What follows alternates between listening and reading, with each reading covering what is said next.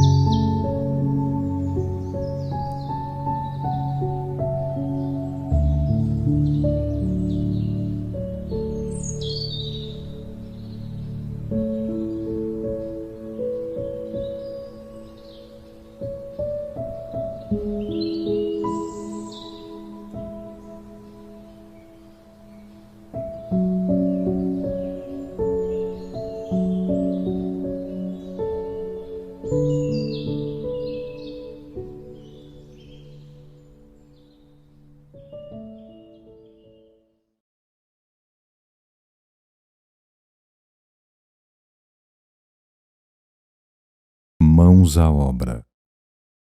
Que fareis, pois, irmãos, quando vos ajuntais? Cada um de vós tem doutrina, tem revelação, tem língua, tem interpretação. Faça-se tudo para a edificação. Paulo, primeira carta aos Coríntios, capítulo 14, versículo 26.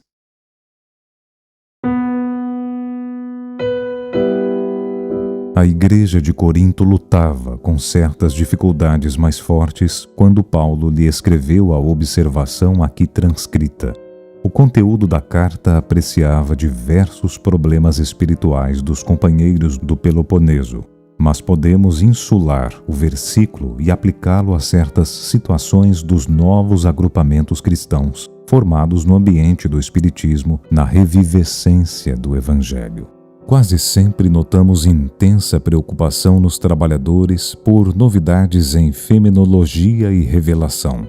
Alguns núcleos costumam paralisar atividades quando não dispõem de médiuns adestrados. Por quê? Médium algum solucionará, em definitivo, o problema fundamental da iluminação dos companheiros. Nossa tarefa espiritual seria absurda se estivesse circunscrita à frequência mecânica de muitos, a um centro qualquer, simplesmente para assinalarem o esforço de alguns poucos. Convençam-se os discípulos de que o trabalho e a realização pertencem a todos e que é imprescindível se movimente cada qual no serviço edificante que lhe compete. Ninguém alegue ausência de novidades, quando vultosas concessões da esfera superior aguardam a firme decisão do aprendiz de boa vontade, no sentido de conhecer a vida e elevar-se. Quando vos reunirdes, lembrai a doutrina e a revelação, o poder de falar e de interpretar de que já sois detentores e colocai mãos à obra do bem e da luz, no aperfeiçoamento indispensável.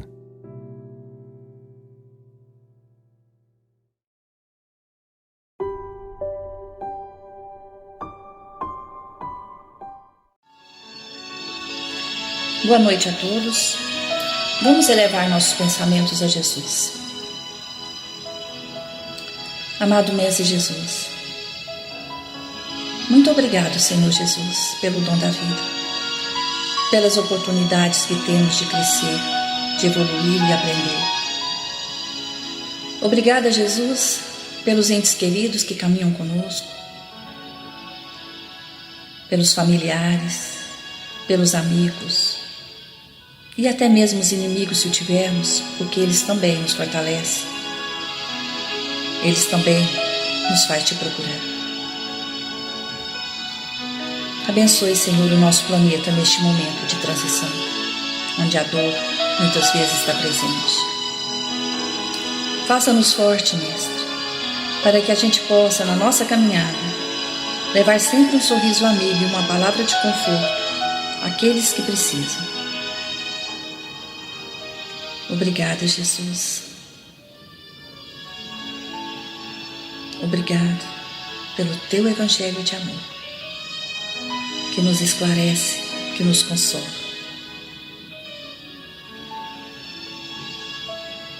Pai nosso que estais no céu, santificado seja vosso nome. Venha a nós o vosso reino. Seja feita a vossa vontade, assim na terra como nos céus. O pão nosso de cada dia nos dai hoje. Perdoai as nossas ofensas, assim como nós perdoamos aqueles que nos têm ofendido. Não nos deixeis cair em tentações e livrai-nos, Senhor, de todo mal. Com essa prece, nós vamos dar por início a nossa reunião na noite de hoje. Que assim seja.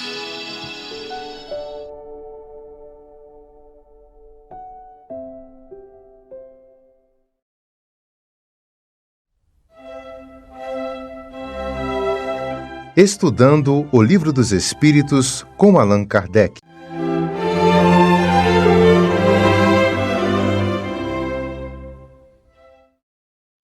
Olá, tudo bem com você? É um prazer novamente estarmos aqui estudando mais um pouco sobre as obras de Allan Kardec. E hoje, para nossa compreensão da parte segunda do Livro dos Espíritos, do Mundo Espírita, o Mundo dos Espíritos, o capítulo 1 dos Espíritos. E nós vamos ver na 107, não é propriamente uma questão, mas são dados, né, são características sobre os espíritos bons. E tem como característica geral a predominância do espírito sobre a matéria. As orientações trazidas por Kardec nesse item, além desses caracteres gerais, aparecem também os específicos, para que nós possamos compreender melhor o que são, quais são as características principais, né, desses espíritos. Primeiro, quais são as características dos bons espíritos? Então, os bons espíritos, eles pertencem à segunda ordem, ou seja, eles já desejam o bem do próximo. Eles são espíritos que não estão completamente desmaterializados. Eles vivem em ambientes que exigem a volta à matéria. Não sempre, mas quando necessário, porque ainda necessitam passar por algumas provações, ainda necessitam a conquista de algumas virtudes, de alguns dados importantes ainda que deverão ser constituídos aqui na matéria. As qualidades grandiosas, elas vieram da elevação do encarnado nas existências anteriores. Então, esses espíritos bons, eles não constituíam todas essas características em uma única encarnação. São características que ao longo das suas reencarnações, eles vão aperfeiçoando, vão melhorando, vão conquistando. E a cada conquista, a melhora, a elevação da hierarquia. Como nós podemos identificar um espírito bom? Nós já vimos em outras questões no Livro dos Espíritos que a forma de falar, as expressões, as maneiras, opiniões, os conceitos que eles formulam, nos dá uma dimensão, se são bons ou não.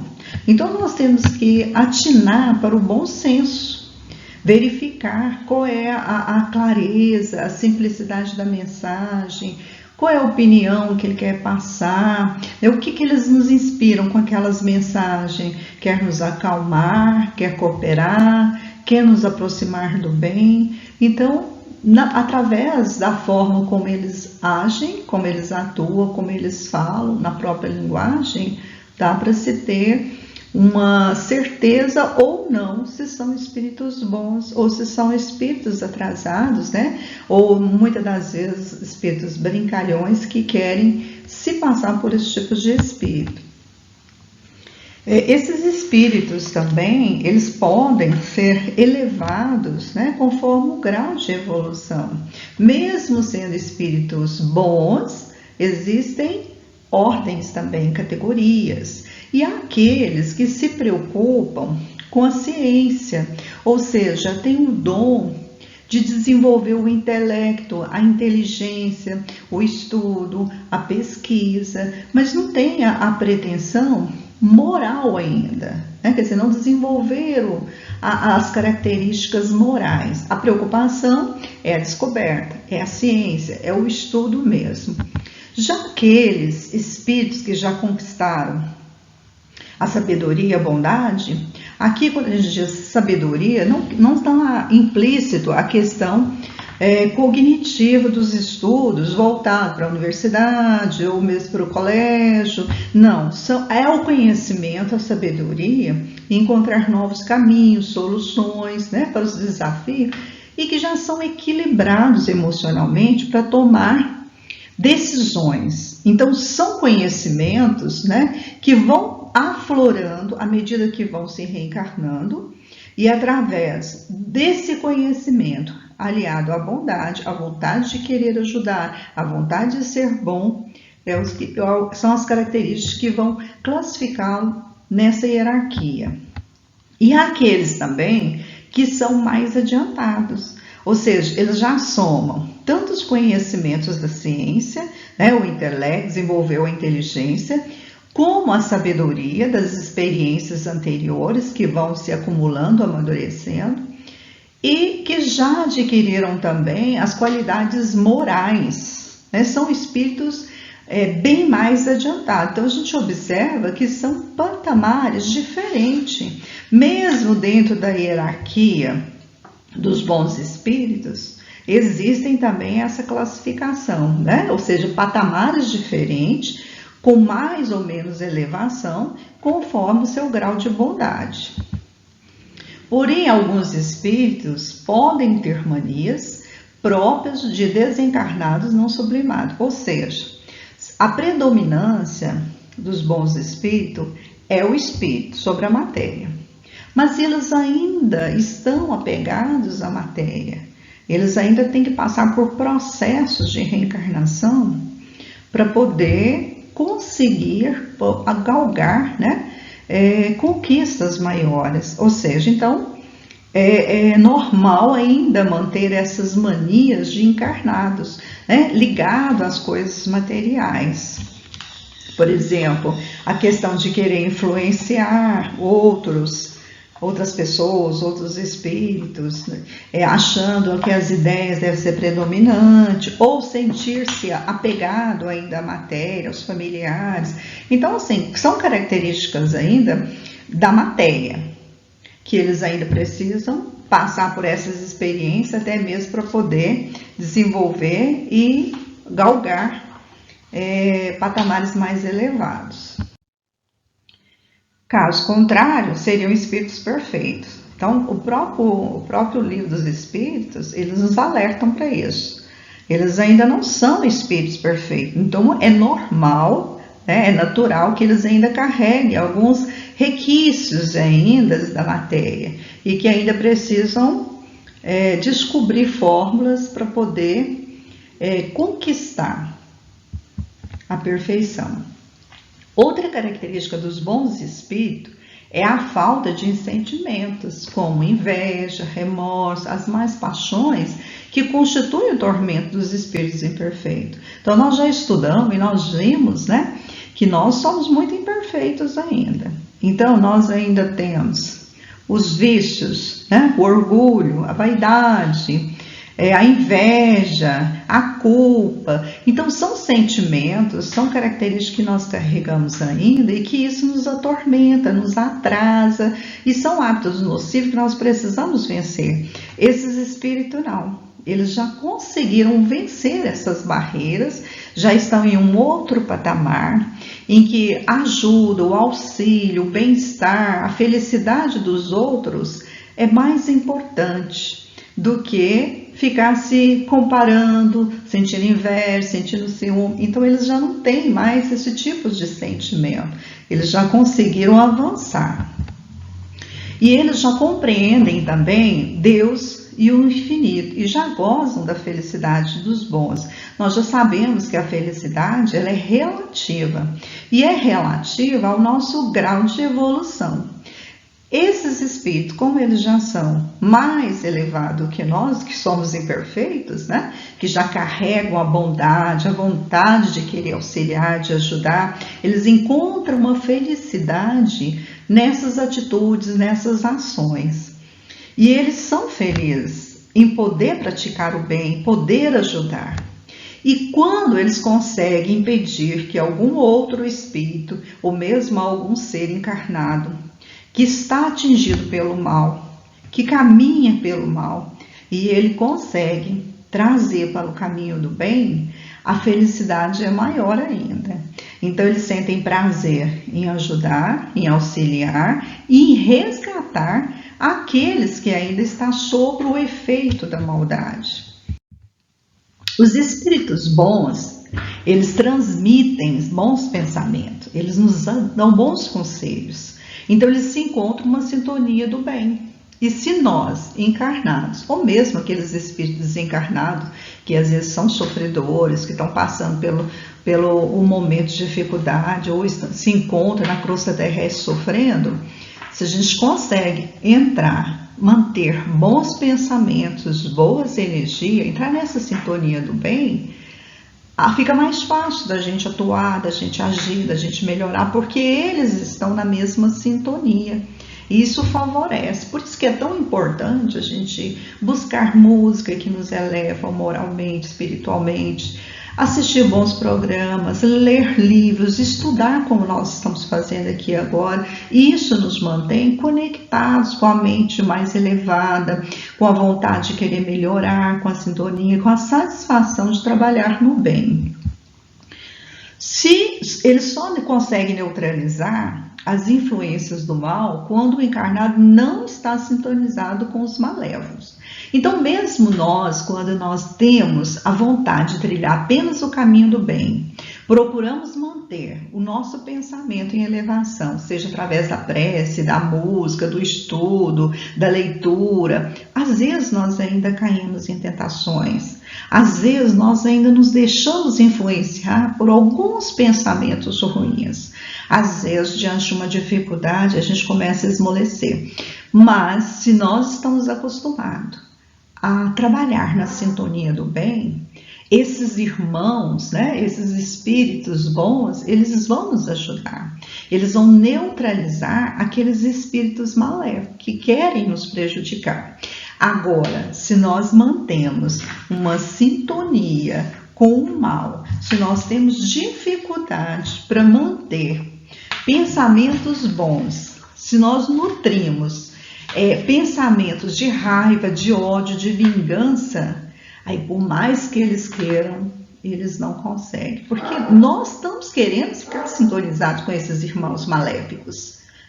Eles estão nos influenciando e nós estamos nos deixando ser influenciados por eles. Nós queremos desenvolver esse sentimento de raiva, de ódio, então eles não conseguem nos neutralizar. Veja que a importância da gente manter essas vibrações, Quando a gente perceber que nós estamos caminhando para uma energia negativa, nos voltar, pedir ajuda a esses irmãos bons e nos conectar novamente com a prece, com as coisas boas, ou trabalhar também, manter a nossa mente ocupada, com pessoas que necessitam do nosso auxílio. Se a mente estiver ocupada, não tem tempo ruim, não tem coisas, pensamentos ruins. E quando esses irmãos, eles se encarnam, eles são bondosos, benevolentes com seus semelhantes. Então é fácil da gente reconhecer esses irmãos porque eles estão sempre agindo, trabalhando no bem. A preocupação deles é apenas agir no bem, fazer o bem, e estar bem com tudo e a sua volta. E a gente pode ver que não são só aqueles irmãos que são reconhecidos, como Chico Xavier, Madre Teresa de Calcutá. Existem anônimos que trabalham. Quantas vezes nós ligamos a televisão e vemos aí pessoas que dedicam a sua vida a cuidar de idosos, de pessoas, de crianças abandonadas, ou mesmo de animais. Então, quantas pessoas têm a preocupação de matar a fome daqueles que estão por aí sem ajuda, sem casa, sem amparo, mesmo até do governo, E essas pessoas trabalham, se dedicam, ajudam, cooperam com essas pessoas. Então, essas pessoas, mesmo não tendo o seu nome vinculado à mídia, ou pessoas conhecidas como outros que nós conhecemos dentro do próprio Espiritismo mesmo, também são espíritos bons, nos dão exemplo do amor e da caridade. E eles também sofrem. Eles sofrem quando observam outros irmãos sofrendo. Como sentir alegria, felicidade se eu vejo meu irmão sofrendo? Então eles também se sentem sensibilizados pela dor do outro. E eles jamais são capazes de desfazer de alguém ou de um outro espírito, diminuí-los, trazer a felicidade. Se eles não podem atuar no bem, agir no bem, o mal também não passa nem pela existência deles. Miramês, ele nos diz que o espírito bom, ele é manso por natureza. Então o espírito bom, ele já carrega aquela sabedoria, aquela tranquilidade, aquela maturidade. Tanto quando nós estamos próximos de alguém que é assim, nós nos sentimos bem. quando a gente tem algum problema, quando a gente tem alguma dificuldade, são esses espíritos que a gente procura. Por quê? Porque a energia deles é uma energia boa, é uma energia que nos dá motivação para seguir em frente, mesmo diante das dificuldades. E eles jamais serão capazes, né, de agredir alguém, agredir o seu semelhante. Se não podem ajudar, mesmo sabendo que eles estão corretos, mesmo sabendo que eles têm razão, eles jamais fazem algo para prejudicar o seu semelhante. Então, muitas das vezes, eles tentam fazer com que aquele ser humano ou aquele espírito desencarnado que está atuando no mal, que está fazendo coisas erradas, né? Coisas que vai complicar a sua existência, eles tentam ajudar, mesmo tendo razão, mesmo sabendo que aquelas consequências serão terríveis, mas eles perceberem que aqueles irmãos estão ficando irritados, né? Incomodados com aquela, então eles se afastam, eles silenciam, porque eles preferem silenciar do que magoar, contrariar aqueles irmãos.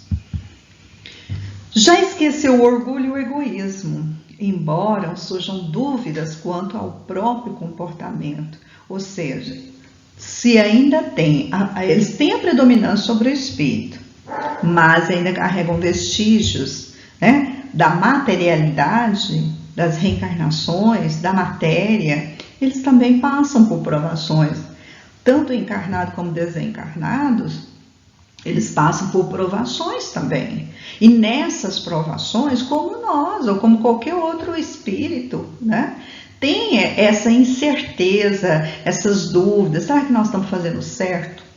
Será que eu devo passar por essas provações? Será que eu dou conta de passar? Será que eu vou vencer esse vício? Então é normal, é evidente que também, diante das provações, eles também terão as suas incertezas, as suas dúvidas.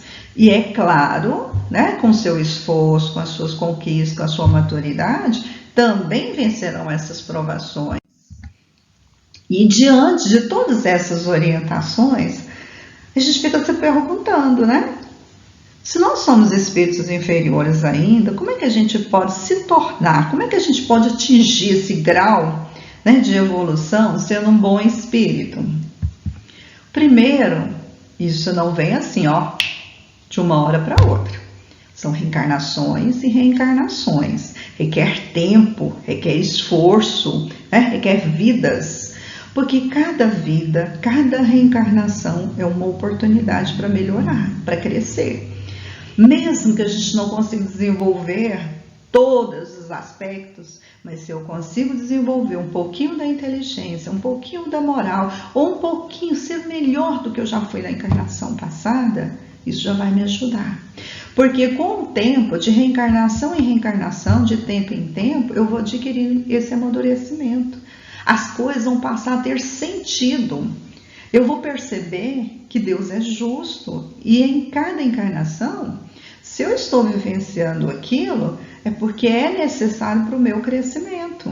Então, saber aproveitar até mesmo o momento de dor, de sacrifício difícil, porque esse amadurecimento, são essas conquistas que vão permitir crescer e melhorar.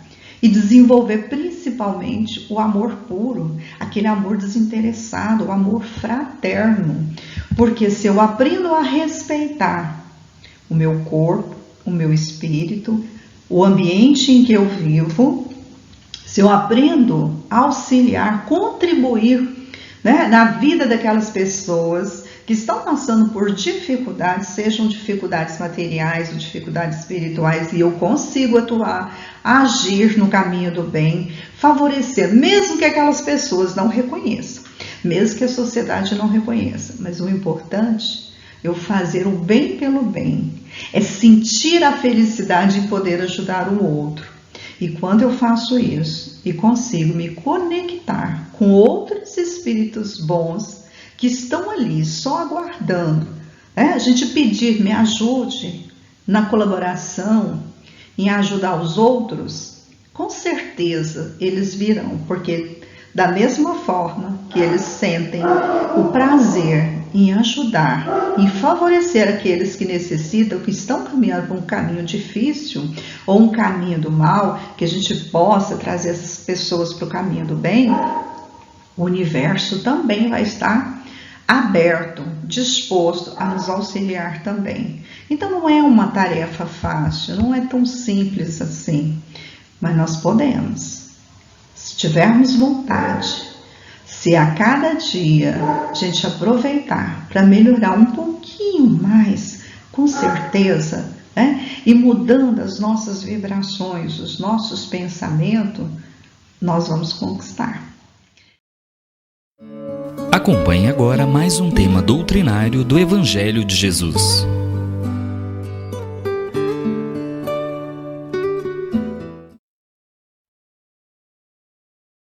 Como o próprio título diz, remédio para as nossas almas. E tenho certeza absoluta que cada coração sabe que depois de ter conhecido uma palavra dita pelo Mestre, nunca mais fomos os mesmos, porque então nossa consciência despertou. Emmanuel costumava dizer ao Chico que muitos de nós espíritas dos dias de hoje estávamos naquele dia no sermão da montanha, ouvindo aquelas belezas inesquecíveis, mas nada fizemos. Por isso até hoje estamos aqui. E acredito que nós tenhamos uma intuição quanto a isso.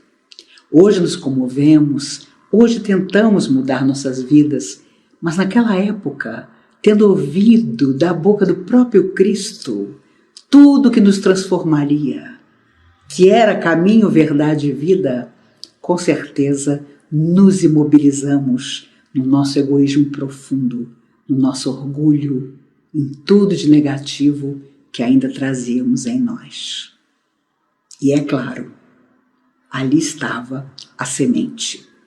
O tormento foi nunca ter esquecido e a nível de inconsciente buscar Jesus em todas as épocas, em todas as vidas, mesmo sem muitas vezes conseguir alcançá-lo.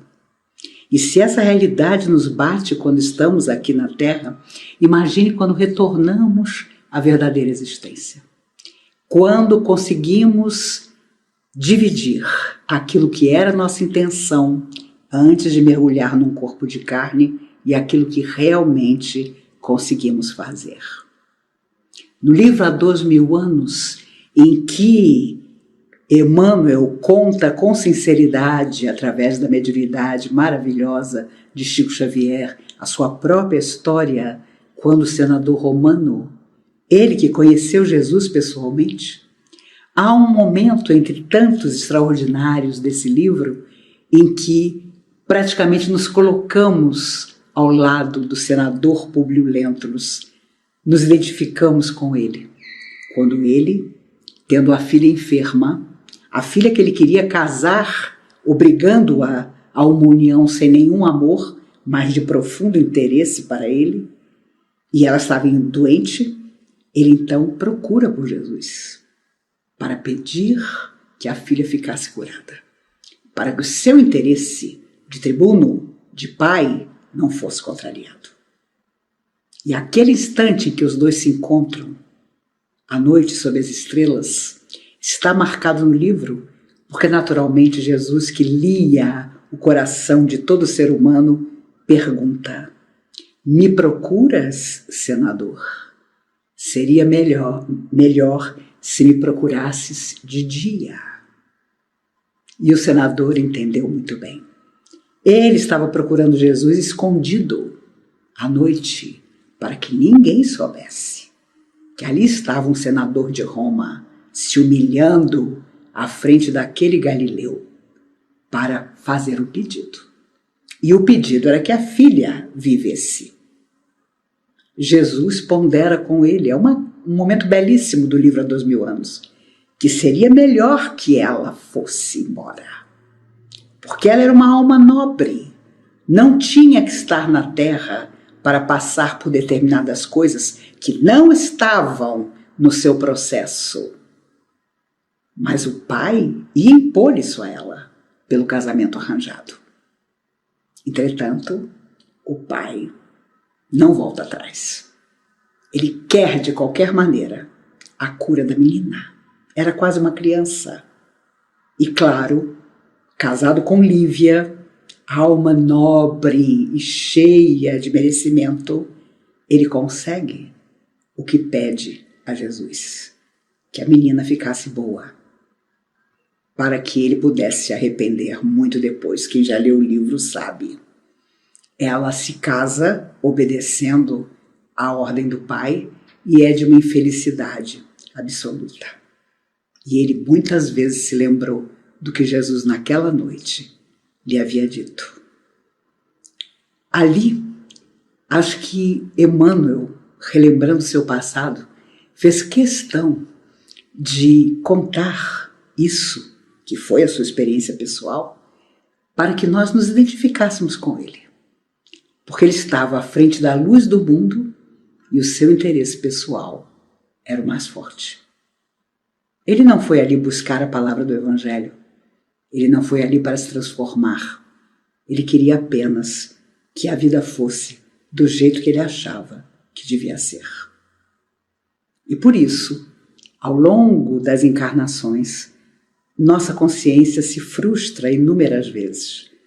Porque, por mais que afirmemos amar o Evangelho de Jesus, muitas vezes não o reconhecemos como um remédio eficaz e, mais que isso, como um remédio construtor de um futuro renovado para todos nós. Embora, na teoria, tenhamos tudo em nossa alma, na prática, o nosso interesse muitas vezes parece eclipsar a vontade maior, que deve ser a vontade da vida, aquilo que for melhor para a nossa alma eterna e não para a nossa conveniência presente. Jesus sabia tanto disso que quando ensinou o Pai Nosso, lá está: seja feita a vossa vontade. Emmanuel dizia que para que nós pudéssemos receber as bênçãos de Deus, era preciso antes nos esvaziar da nossa própria exigência, daquilo que era a nossa vontade, mas com certeza muitas vezes a nossa vontade não era o melhor para nós. E ainda hoje, mesmo para nós espíritas que afirmamos conhecer tanto a vida além da morte, as leis que regem a vida, é difícil admitir e dizer: Senhor, me aponte os melhores caminhos. É pelos caminhos que surgirem à minha frente que eu entenderei a vontade das forças do bem para mim. No fundo, nós sabemos qual é a vontade. É aquilo que nos leva para o processo da evolução, da beleza, da bênção, da perfeição, para a qual nós fomos criados e da qual nós ainda, com certeza, nos distanciamos. Jesus queria tanto colocar em nós a grande responsabilidade do nosso destino, que cada vez que curava, dizia: vê, tua fé te salvou. Ele deixava isso muito claro, para que aquele curado se sentisse completamente participante e renovado. Senhor, se quiseres, bem me podes curar, diziam as pessoas enfermas que iam procurar Jesus. Imagine você o que era você estar enfermo do corpo ou da alma e chegar à frente do Cristo e dizer: Senhor, se quiseres, bem me podes curar.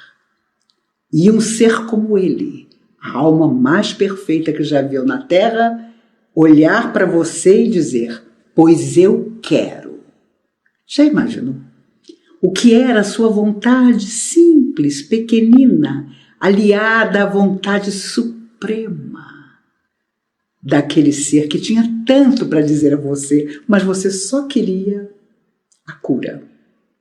Ou seja, o seu conforto, a sua conveniência, a mesma coisa que Públio Lentulus queria. Quando nós chegamos à casa espírita, a não ser que seja por termos uma família espírita, em geral nós estamos na mesma situação de Públio Lentulus. Nós estamos confusos, nós queremos coisas que nem sabemos direito o que é, estamos incomodados por presenças invisíveis, muitas vezes, e vamos em busca de ajuda. E por isso Chico dizia com muita propriedade: nós, espíritas, nunca seremos milhões e milhões de pessoas. E ele sabia por quê. Porque depois da cura, depois que a pessoa se beneficia grandemente pelo conhecimento, pelos passes, pelos tratamentos físicos e espirituais, em geral, quando você, trabalhador da casa, propõe a ela trabalho, ela tem sempre um compromisso maior. Ela tem sempre outra coisa para fazer. Eu faço palestras há quase 48 anos e garanto a vocês que já encontrei muita gente ao longo de quase 5 décadas que retorna à casa espírita e diz: há 30 anos atrás, ou há 35 anos atrás, eu estive aqui na Comunhão Espírita de Brasília, Maíse, conversei com você e você me disse isso, isso e isso. Eu tinha outras coisas para fazer e agora eu retornei só para te dizer que aquilo tudo que você disse para mim realmente aconteceu. E eu estou de volta. Mas aí a pessoa tem uma vida inteira de lutas, de desafios que não foram vencidos. E eu confesso a vocês que eu faço uma cara assim de interessada, porque na verdade eu estou, mas eu nem lembro da pessoa. E a pessoa nunca esqueceu cada palavra do que numa orientação foi dito a ela. Portanto, ela nem pode alegar: o Evangelho de Jesus para mim foi um remédio temporário, mas depois eu fui em busca de outras coisas. Foi o que ela fez. Mas ela sempre alega que havia outras coisas na vida dela que eram mais importantes. O problema é que as pessoas envelhecem, as pessoas adoecem. Se vocês olharem, por exemplo, pela televisão no domingo de manhã, uma missa televisionada, vocês verão que a quase totalidade da plateia tem a cabeça totalmente branca. Muitas dessas pessoas são nossos irmãos católicos que ali estiveram junto ao Evangelho de Jesus a vida inteira. A maioria, entretanto, ao perceber a enfermidade, o envelhecer, a solidão, sonhos que não se realizaram, então procura Jesus. Meu Deus, quanto tempo mais será que eu tenho de vida? O que será que tem do outro lado? Será que eu estou com a minha consciência tranquila? E então começa a frequentar a igreja, o templo budista, ou a formatação protestante de sua maior afinidade, ou mesmo retorna à casa espírita. A cada censo, um número relativamente pequeno de brasileiros se afirma espírita, mas um número imenso de pessoas de outras religiões confessa que em horas difíceis faz tratamentos nas casas espíritas. Portanto, se essas pessoas chegam à casa espírita e encontram o exemplo do trabalho e da luz interior, que só carrega aquele que se dedica a enxergar o outro e auxiliá-lo sempre, ela pode até não permanecer, mas não vai se esquecer. E nos cabe, como enamorados dessa doutrina maravilhosa do livre-arbítrio, da imortalidade da alma, das curas que nós podemos fazer em nós mesmos. Basta que a nossa mente e o nosso coração estejam cada vez mais positivos. E estaremos sempre lembrando Jesus à nossa frente dizendo: vê, tua fé te salvou. Por isso, tantas pessoas para quem a medicina já determinou a morte permanecem vivendo. Não só porque, como dizia o Chico, coração é corda que tem o dia certo para parar, mas também porque elas trocam tanta energia boa com o outro, com o qual se preocupam, que elas passam a se alimentar disso. E determinadas enfermidades, quase todas, são profundamente impressionáveis da nossa positividade. Jesus sabia disso. Por isso afirmava: vai, não peques mais, para que não te aconteça coisa pior.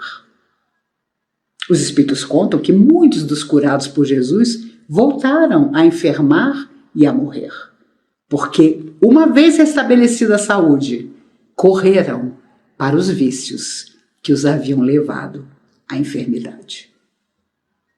Por isso a doutrina espírita é tão extraordinária, porque ela nos ensina a educar a nossa mente, educando os nossos sentimentos e buscando no trabalho do amor e da luz uma nova trajetória para todos nós. Porque fora da matéria é fácil prometer. Quando estamos dentro do corpo, aí as dificuldades se avolumam. Nós nunca somos o voluntário que primeiro se coloca no trabalho. Ah, não, é muito cedo. Ah, não, é muito tarde. Conheci pessoas que ainda jovens diziam: agora sou muito jovem, agora estou recém-casado, agora meu filho é pequeno, agora tenho um filho adolescente que me dá trabalho, agora nasceram os netos. E depois a desencarnação veio. Porque cada etapa da vida da pessoa tinha um compromisso que ela precisava levar em frente e que se dissociava do trabalho que encontramos, graças a Deus, na doutrina espírita. Vivendo uma época tão difícil como são os dias atuais, em que o mundo inteiro está de joelhos, desejoso de que esse vírus desapareça, de que retomemos a nossa vida no abraço, no envolver o outro. E se Deus quiser, não seremos mais os mesmos, seremos melhores. O outro nos importará de verdade. Hoje vejo muitas pessoas dizendo: ah, eu tive um amor, mas quando precisei, não era amor. Eu achava meu filho ou meu neto perfeitos, mas na convivência mais íntima, dentro da própria casa, percebi que não era tudo que eu imaginava. E principalmente, vejo que a maioria das pessoas que estão aprendendo com esse tempo difícil, percebe que as amizades são o grande tesouro. Um grupo de amigos leva até a casa onde Jesus estava um amigo completamente paralisado numa cama. E como havia uma multidão que ouvia Jesus que estava lá dentro falando, eles não tinham como passar com a cama do jovem completamente paralisado. Um deles tem uma ideia. Sobe ao telhado, afasta a palha de que o telhado era feito e descem a cama do jovem paralítico à frente de Jesus. Para surpresa de todos que estavam dentro da casa, à frente do Cristo aparece o jovem trazido pelas cordas cuidadosas dos amigos para rogar cura. Jesus se compadece e percebe o quanto aqueles amigos haviam caminhado tanto para estar ali, em busca do alívio para o companheiro. Jesus o cura, mas assim que ele se vê em pé, novamente cheio de vigor, Jesus lhe diz: agora toma o teu catre, vai para o trabalho no bem. E o jovem junta a coberta, a cama onde tanto tempo estivera e sai feliz para abraçar os amigos, agradecer o esforço deles e recomeçar a vida.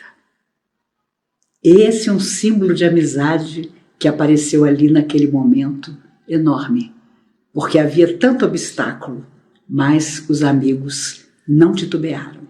Abriram um enorme buraco no telhado da casa para que pudessem içar o rapaz para baixo, à frente de Jesus, e a cura pudesse acontecer.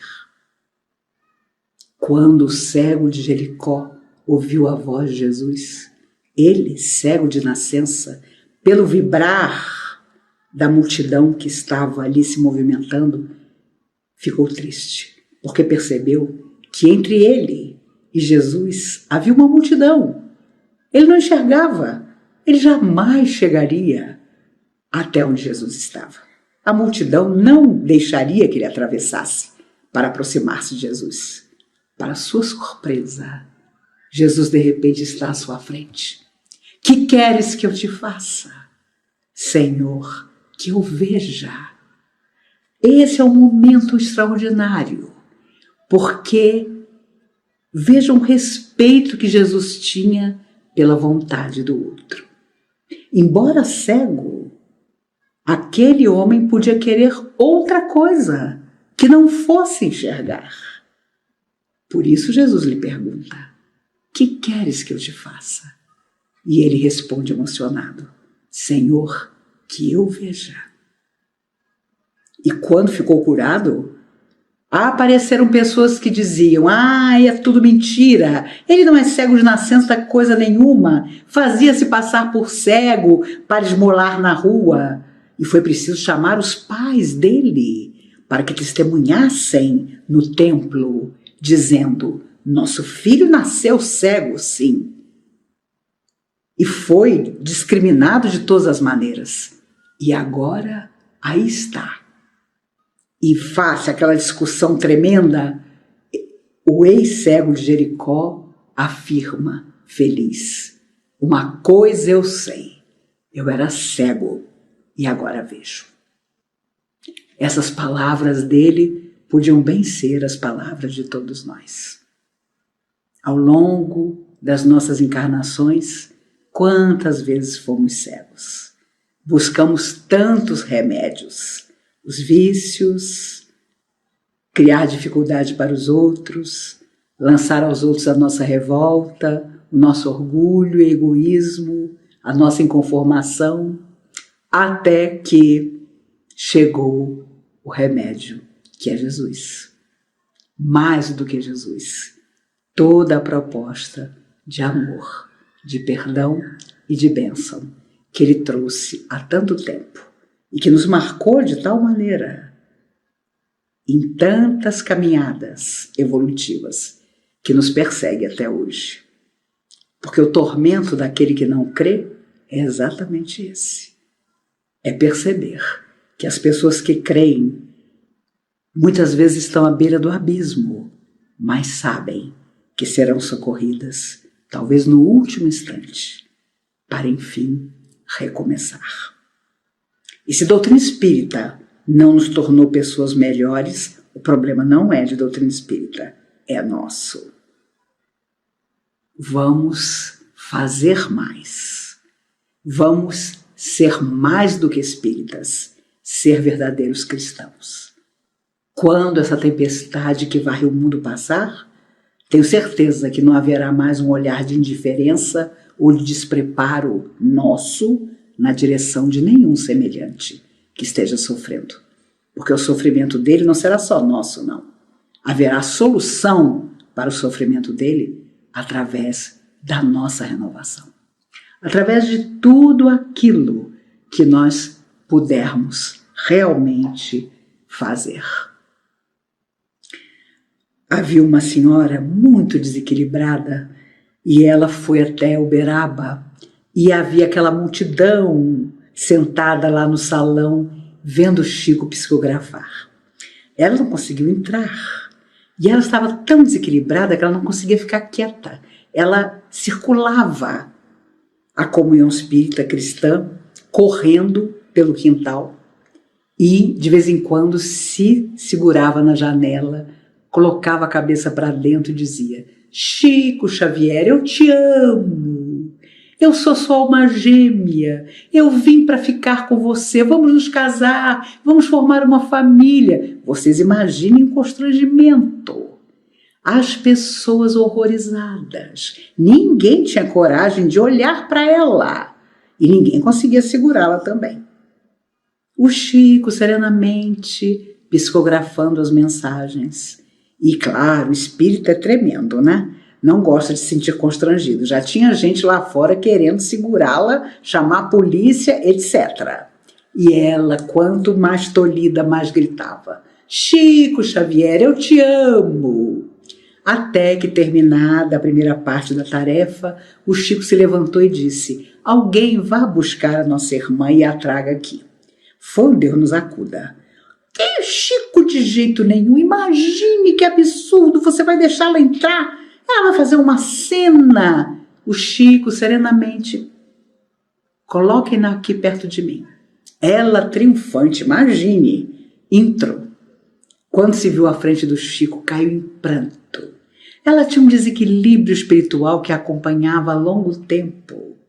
O Chico segurou as mãos dela, beijou as mãos dela e disse: ah, minha irmã, se fosse outro meu destino, com certeza me sentiria tão feliz por corresponder ao seu sentimento. Mas não posso. Não é essa a minha tarefa, nessa minha atual vida. E tenho certeza que a sua é encontrar alguém que vai amá-la e vai fazê-la muito feliz. E ela chorava, porque as entidades que estavam com ela naturalmente queriam criar uma perturbação e um constrangimento para o Chico, mas não conseguiram. Não conseguiram pela maneira nobre com que o Chico a recebeu, na frente daquela gente toda, para falar-lhe de outros sonhos que chegariam.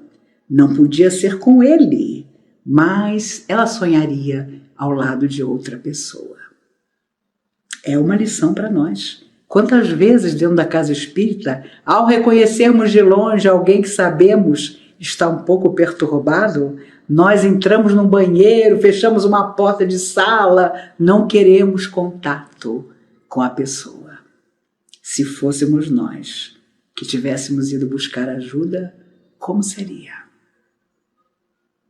Infelizmente, às vezes há casas espíritas onde as pessoas que vão pela primeira vez não conseguem nenhuma informação, porque não são acolhidas como devem ser. Passada essa tempestade, nós precisamos aprender um pouco. Vamos acolher de verdade aquele que vai buscar a casa espírita e nos encontrar lá como trabalhadores dela. Não basta dizer que o Evangelho é remédio para a nossa alma. Ele tem que fazer efeito na nossa alma e se transmutar em força que nós vamos transmitir com certeza aos outros. Na década de 70, o Brasil não tinha só Emerson Fittipaldi como corredor de Fórmula 1. Havia um jovem corredor chamado José Carlos Passe. Era um jovem que também participava das corridas de Fórmula 1, embora nunca tenha tido a trajetória de outros que foram mais felizes do que ele em ganhar prêmios na corrida de carros. E ele sofreu um acidente de avião, ainda moço. E mais tarde, 2 anos depois do seu desencarne, ele mandou uma mensagem para a esposa, contando a sua experiência. Ele conta que estavam todos, ele e alguns amigos, o piloto, no pequeno avião, quando apareceu uma pane no avião. E o piloto disse: olha, eu vou tentar pousar. Vamos ficar todos seguros, com cinto de segurança, eu vou fazer todas as manobras possíveis para que nós consigamos, naquela clareira ali na frente, estacionar o avião. E assim foi feito. Todos se sentaram, cada um com a sua oração, o avião pousa. Eles saem do avião e José Carlos Passe, antigo piloto, enalteceu a bravura com que o piloto do avião havia conseguido pousar. e diz a ele: meu caro, você salvou nossas vidas. Com que maestria você pousou esse pequeno avião aqui nessa clareira? E o jovem piloto disse: é verdade, conseguimos. Nisso, a clareira ficava no meio de um milharal. Eles escutam barulho no milharal. E o piloto imediatamente diz a José Carlos Passe e aos outros: ah, não se preocupem, deve ser o socorro chegando, porque antes de aterrissar eu mandei uma mensagem pelo rádio, dizendo o que estava acontecendo conosco. E aí, satisfeitos, eles se cumprimentaram e aguardaram. Saem as pessoas do meio do milharal. E para surpresa de José Carlos Passe, o pai dele, que havia morrido 10 anos atrás, era um dos primeiros que vinha na sua direção com um sorriso largo para recebê-lo. Passe conta na mensagem: eu vi que havia alguma coisa errada e disse aos amigos: tem alguma coisa errada, porque esse que vem vindo é meu pai. Meu pai morreu há 10 anos. E então o pai vem para abraçá-lo. Os outros vêm abraçar os outros. E eles percebem que o avião havia pousado sim, mas se acidentara e todos haviam desencarnado.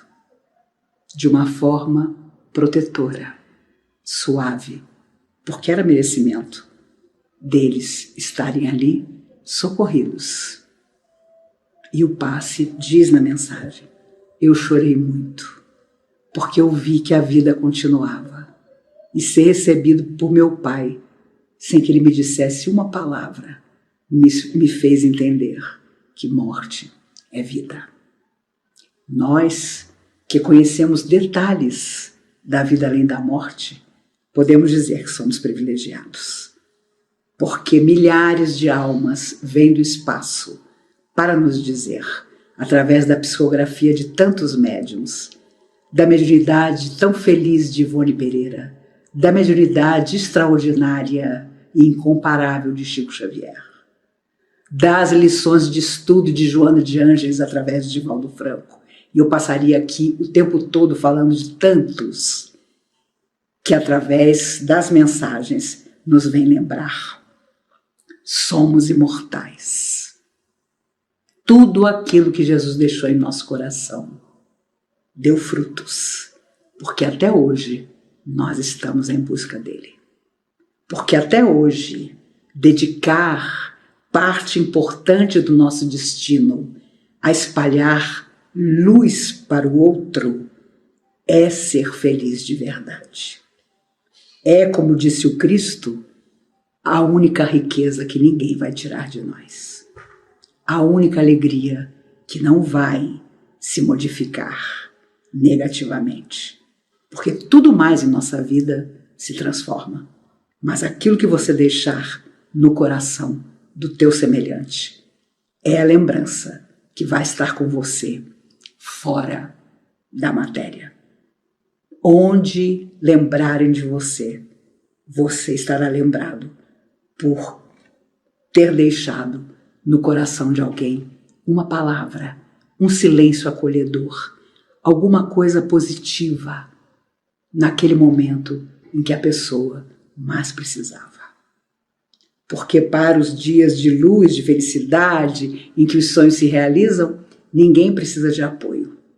Mas quando as coisas não dão certo, quando você tentou tudo e parece que todas as portas estão fechadas, então aí sim surge a oportunidade de provar o remédio. E há remédios bem amargos que nós às vezes precisamos transformar. No nosso atual estágio evolutivo, com certeza, pelo menos da última vida para cá, teremos influenciado nas escolhas de nossa vida. Teremos escolhido as pessoas que estão hoje caminhando conosco e, por isso, relações familiares, de afeto, nessa atual encarnação, é tão difícil para a maioria de nós. Porque os espíritos afirmam que trouxemos para junto de nossa alma, nessa atual existência, pessoas que evitávamos há 800 anos, há 1000 anos. E você reencontrar alguém depois de muito tempo sem vê-lo, nunca é fácil.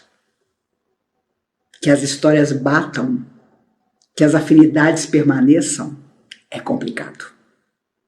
Por isso, tantos de nós, às vezes, têm solidão. E solidão é pausa de reajuste afetivo. Por isso, tanta gente está sozinha nessa atual vida. Porque finalmente nós queremos corrigir de verdade todas as coisas negativas com que nós influenciamos a vida do outro. Quantas vezes caluniamos, quantas vezes afastamos pessoas que se amavam, quantas vezes destruímos famílias. Hoje estamos sozinhos, mas mesmo na solidão, nos cabe ir à escola da caridade e tornar desconhecidos que precisam de ajuda nossa família. Não passar ignorando as pessoas que estão nas ruas, solitárias, sem ter para onde voltar, sem um lugar para dormir, mas alguma coisa a fazer para que por um instante elas se sintam verdadeiramente acolhidas. E olhe como ensinava Humberto de Campos, quando tivermos dúvida, perguntemos a nós mesmos, nessa situação, o que Jesus faria? Como ele agiria? Quando alguém nos falar de intolerância, de preconceito, de segregarmos as pessoas que pensam diferente de nós, por Deus, pensemos o que Jesus faria. Como ele estaria agindo em dias como os de hoje. E vamos nos confortar na certeza de que nós podemos fazer algo muito parecido, que é aceitar o outro como ele é, para que ele se torne melhor. Isso sim será remédio para as nossas almas. Na década de 50, um grupo de jovens foi visitar Chico Xavier e perguntaram como nós podemos saber que estamos agindo corretamente. Humberto de Campos estava presente e, através de Chico, ele disse aos jovens: toda noite, quando vocês forem dormir, pensem, o que eu fiz hoje que um verdadeiro amigo de Jesus teria feito? E a segunda pergunta será, o que eu fiz hoje que um amigo de Jesus jamais faria? Se vocês responderem essas duas questões todas as noites, saberão traçar seus caminhos. Eu não estava nem encarnada, eu sou de 1957, mas a lição vale para todos nós, até hoje. Se Jesus pudesse estar conosco, fisicamente falando, ele certamente nos apontaria tantos lugares onde as pessoas à míngua anseiam por um pedacinho do muito que temos. Vamos contar os nossos privilégios de afeto, de pessoas que se preocupam conosco, de trabalho, de estudo que nós podemos transformar sempre que quisermos de verdade. E entenderemos que o que vem às nossas mãos é para ser dividido, é para ser espalhado. Façamos isso. Quem sabe será a primeira vez que um dia, chamados de volta à verdadeira existência, poderemos olhar nos olhos dos nossos mentores espirituais, dos amigos que nos ensinaram tanto na infância, na juventude, na madureza, e que vão poder nos receber dessa vez sem ficar tristes por nós. Vão poder saber que fomos amigos de Jesus, pela primeira vez, talvez, de verdade. Eu tenho absoluta certeza de que, ainda que quiséssemos, não conseguiríamos mais viver sem fazer alguma coisa de bom, de belo, na direção do nosso próximo. É verdade que depois dessa pandemia, nós encontraremos algumas decepções. Nem todo mundo vai aprender o que é para ser aprendido. Mas quem aprender não vai esquecer jamais. Solidariedade será uma realidade. Pensemos sobre isso. Não com palavras, mas com atitudes. Será que vale mesmo a pena nos preservar dizendo que queremos que as pessoas não nos incomodem? Temos medo de nos relacionar e sofrer. Vamos sofrer de qualquer maneira. Porque quem nunca amou não sabe o que é quando o amor é retribuído. E se ele não for, o importante é que você amou. Você se preocupou. Emmanuel sabia tanto disso, ele, o ex-senador Públio Lentulus, que dizia: se alguém te magoou, problema dele. Se você magoou alguém, o problema permanece com você. Nós já temos tantas dificuldades. Vamos evitar as que pudermos, transformando tudo no remédio mais eficaz de todos. Quando você enxerga o outro, se importa com o outro e não precisa que ninguém lhe diga o que fazer. Porque Jesus é o amigo inesquecível que sempre acompanha o seu coração, dirige os seus dias e há de fazer você, onde estiver, como estiver, com quem estiver, muito feliz. Por isso, Eurípides Barçanufo dizia: primeiro sejamos bons, depois nós seremos felizes. Bondade e felicidade para todos nós. Eu tenho certeza que da próxima vez que nos encontrarmos, tanto eu como vocês estaremos ainda melhores do que estamos hoje. E se Deus quiser, será pessoalmente, para contarmos uns aos outros a experiência feliz de nunca desistir nem desanimar. Que Ele nos guarde e nos abençoe, hoje e sempre.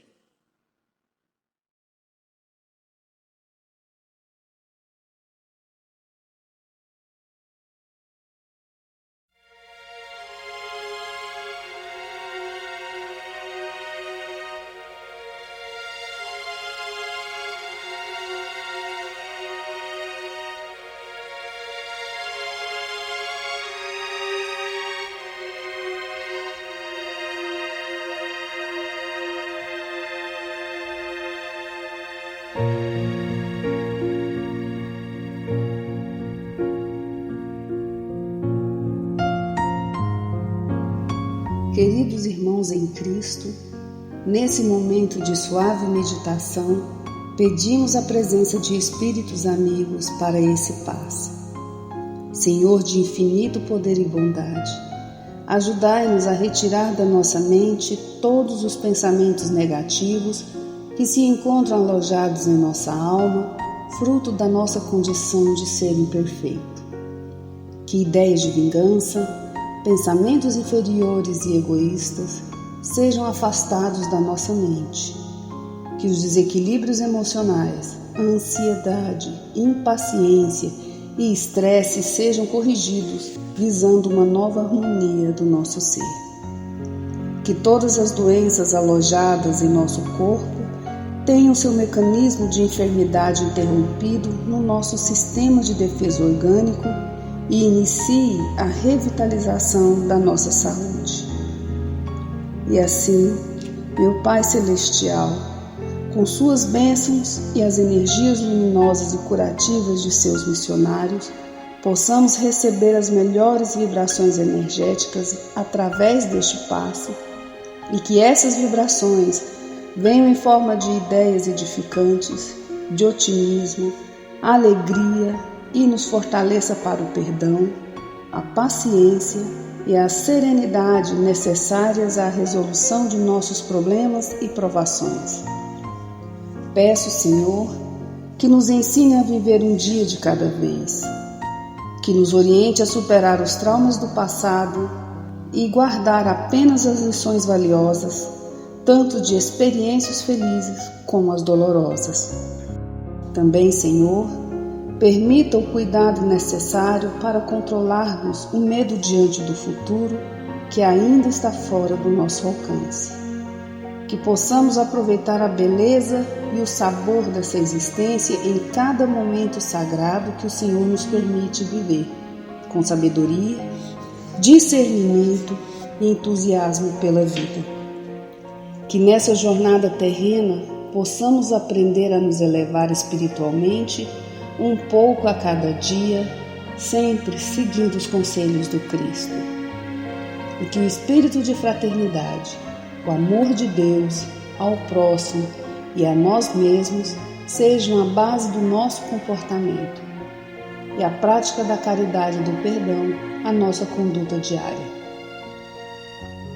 E dessa forma possamos ser merecedores das suas bênçãos, nos fortalecendo e curando nossas enfermidades por sua intercessão misericordiosa. Em nome de Jesus, agradecemos por tudo que recebemos até o dia de hoje, rogando mais uma vez a tua proteção, o teu amor e a tua paz.